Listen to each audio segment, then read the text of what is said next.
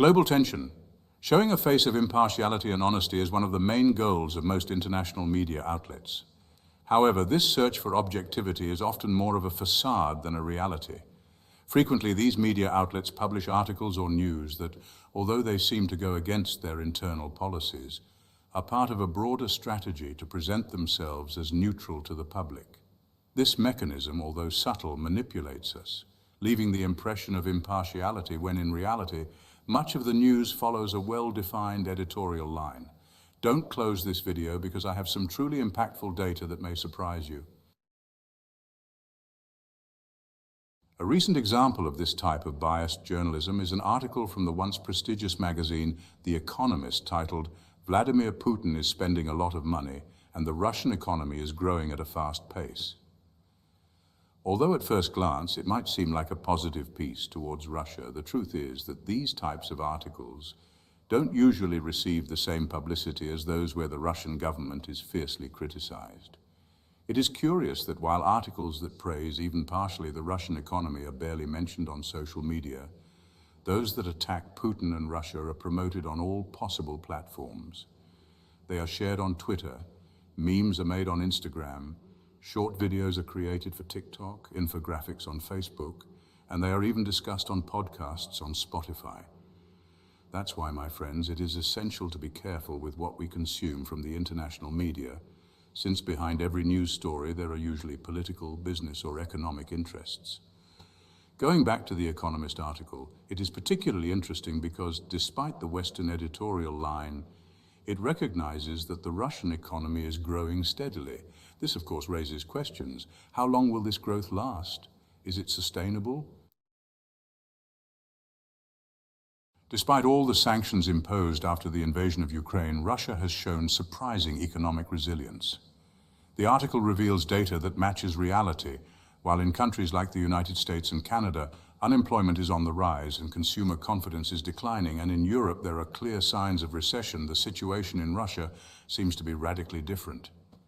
Instead of collapsing as many predicted, the Russian economy continues to expand, with projected growth of more than 3% in real terms by the end of 2024. This growth has baffled many experts, especially since it contradicts the prevailing narrative in the West. When Russia invaded Ukraine in February 2022, the United States and its allies responded with severe economic sanctions.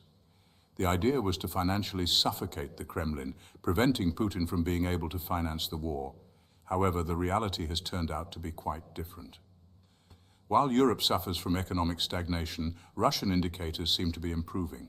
According to data from the Central Bank of Russia, economic activity has increased significantly in recent months, which has led analysts like those at Goldman Sachs to recognize the robustness of the Russian economy.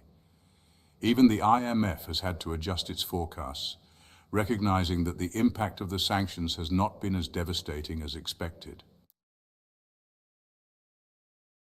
One of the key factors behind this economic resilience is the low unemployment in Russia, which is at historic lows. Despite the sanctions, the ruble has remained stable, which has surprised many who expected a massive devaluation. It is true that inflation is still a problem, with an increase of 8.6% in June 2024, above the Russian central bank's target of 4%. However, the growth in household incomes, which increased by 14% compared to the same period last year, has largely offset the impact of inflation, improving the purchasing power of Russians. Despite the war, sanctions and international isolation, consumer confidence in Russia has reached historically high levels. Russians are not only spending more, but they are doing so on expensive goods such as cars, furniture, and real estate. The fact that restaurants and bars in Russia are full and the streets are full of luxury cars is a clear indicator that the domestic economy is alive and well. But what has made this economic miracle possible in the midst of so much adversity? According to The Economist, one of the most important factors has been Russia's ability to find new markets for its exports, especially in Asia.